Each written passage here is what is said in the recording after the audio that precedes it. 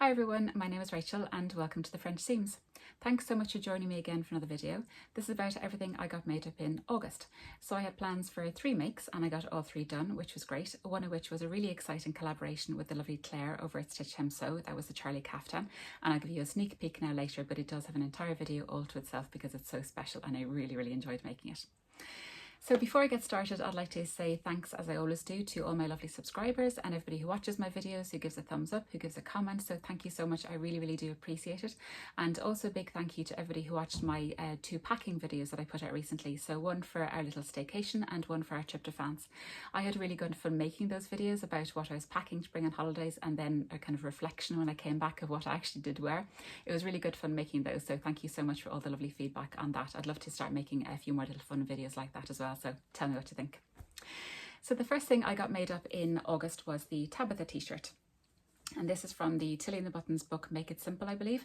And this fabric is lovely. I got it from Carlo Fabrics. And it's navy and white stripe with little lurex, kind of goldy glittery bits in it.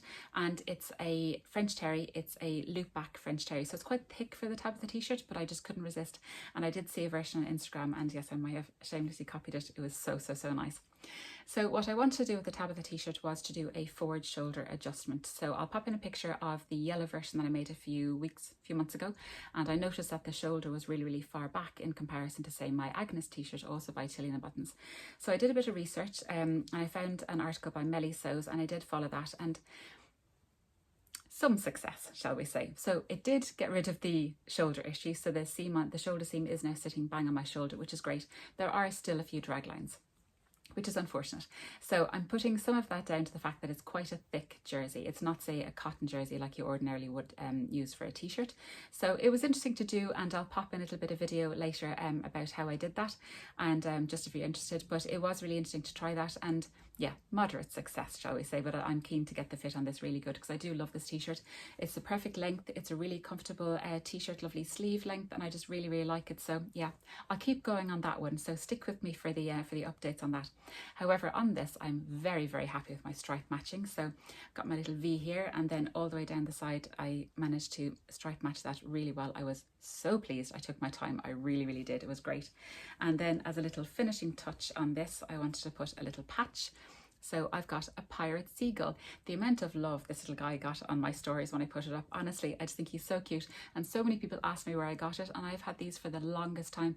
This came in the pack also with the little whale you might have seen me put on my kilo wrap dress. And I got them from my aunt years ago, and I think she got them from Tiger. So I had a quick look in Tiger over the weekend, and you can get some little patches like these, but I haven't seen these exact ones. So I think I had a seagull, a whale, little seahorse, and I think I got a mermaid as well, but they're really cute, and I just thought it was something different rather than a little sew-in label. And because it's got kind of nautical stripes, I thought, yeah, a pirate seagull, why not? So yeah, I do love this t-shirt, and I'll pop in a few pictures here and you can see the few drag lines and stuff, but it definitely won't stop me wearing it. It looks really cute with a pair of white jeans, but let's just say this is a work in progress. So the next thing I got made up in August is what I'm wearing, and this is the Helen's Closet Gilbert shirt, and I actually won this pattern. So I entered the challenge that Sew Joey ran back in June, the T-shirt for Summer challenge, and I won a pattern of my choice from Helen's Closet, which was brilliant. So I've made a few of her patterns before. I've made the Avery leggings and I've made the Blackwood cardigan, and I found her pattern and instructions just really good. So I was so delighted to be able to choose a pattern, and I chose this, which I'd had my eye on for a little while, and I was so chuffed with it. So yeah, I'm delighted with how it came out. The fabric is a beautiful linen from Beyond the Pink Door. It's really nice, and I had visions of a kind of a crisp white linen shirt for summer, and I think I achieved that look, but I'm really enjoying wearing this. I really like it. So I made view A, which is the short sleeves and the tie front, and I made a size 10 and I made the B cup, so it does come in different cup sizes as well, which is great. My measurements put me in a size 10 to a size 12, but looking at the finished garment measurements and judging where the shirt actually hits your hip, I thought that the size 10 would be absolutely fine, and I'm glad I did it that way. I think that the size 12 would have been a bit too big around my hips, even despite being able to tie it in. I left off the pocket, so I put up in my stories a picture of me wearing the pocket just when I was finishing off the shirt, and there was just something a little off about it. It was too big or too high or something. I couldn't quite put my finger on it, so I just left it off entirely. So thank you for that lovely feedback, people of Instagram, and I think it looks far nicer without just leaving it entirely plain. So I might revisit that in another version, see what it looks in different fabrics, but for a white shirt I just didn't think the pocket looked that great. I shortened the sleeves by a huge amount, so I think the pattern is maybe elbow length, I think, but I shortened them a huge amount to kind of just really in the middle of my arm here, which is where I like my sleeves to sit. And I also added about 4 centimeters to the length of it, because it would have been a little bit too short anyway. So thank you to the lovely lady who suggested adding at least 4 or 5 centimeters. So thank you. So I'll stand up and give you a twirl or a little look. So this is where it comes on me. I've got relatively high-waisted jeans on. I'm not sure what it would look like with my lower-waisted jeans. It's got the little tie front, and I put a little label there saying Fabulous from a Kylie and the Sheen. I got little buttons locally, which I think are really cute.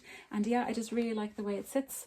I think it's really, really cute. And yeah, the collar is lovely. I really like how that looks. I'll do a bit of an 80s kind of power stance, so really enjoyed making this. I would, if I made this again, I would raise the darts a little bit, so they're a little bit low. They stop here, and I'd say they need to stop around here, so maybe raise them by about an inch, but nothing that'll stop me wearing it, absolutely not.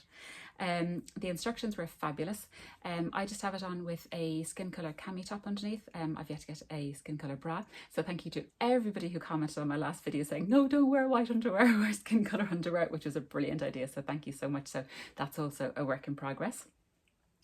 The instructions, as I said, were really, really great. So this whole thing is done burrito method. So it's got a yoke and it's got a button placket.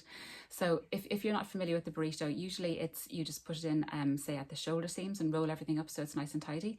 This way is a little bit different. Literally, you construct everything before you do the burrito. You put on the button placket, you put on the collar, everything, and then you do the burrito literally to secure the back yoke and also the collar and also the placket. So that's a little bit terrifying, because you kind of reach a point of, I've now attached pretty much everything but the sleeves, and now I have to turn it right side out. So I was praying that it did work, and it did, which was great, and the finish is really, really nice. The only thing then you have to do is you just have to stitch in the ditch for the shoulder seams along here, which actually went quite well considering my stitch in the ditch track record, and that was the only thing you had to finish off. But I just couldn't believe that literally you construct everything and then turn everything the right way around. So yes, I was crossing my fingers all through that process, and the instructions, you really do have to concentrate on the instructions, but they are laid out really well and the diagrams are great, so you can get through it. It was just slightly different how I would have done a burrito previously without, say, the collar and without a placket, but it was lovely to kind of see how different designers do it. And then you just add in sleeves, which are a little bit of gathering here, but everything went in perfectly. As I said, like, the instructions are great, the notches all line up. They're just fabulous patterns. They really are. I'd love to make more of Helen's Closet patterns now. I've totally cut the bug with her patterns. They're really, really great. So that was about it for this shirt, and I'll now give you the sneakiest of sneak peeks at my Charlie kaftan. And here is my Charlie kaftan.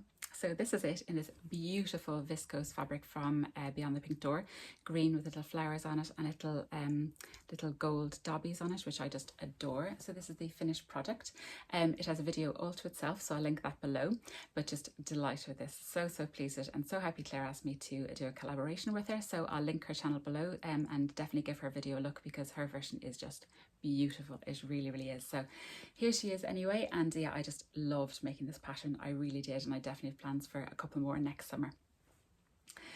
So that is everything for this video. So they were my makes for, that's just my battery running low, my makes for August. So I'm hoping to come back to you soon. I don't have any firm plans for September as of yet, but I'm hoping to come back with something a little bit different anyway for you in September, so fingers crossed on that. I hope you're all well. If you like this video, please give it a thumbs up and please consider subscribing, and I'd love it if you left a little comment below if you've made any of these patterns, if you have any ideas about it, and I will pop in a few little pictures about my how I did the forward shoulder adjustment. So take that with a pinch of salt. You've been warned.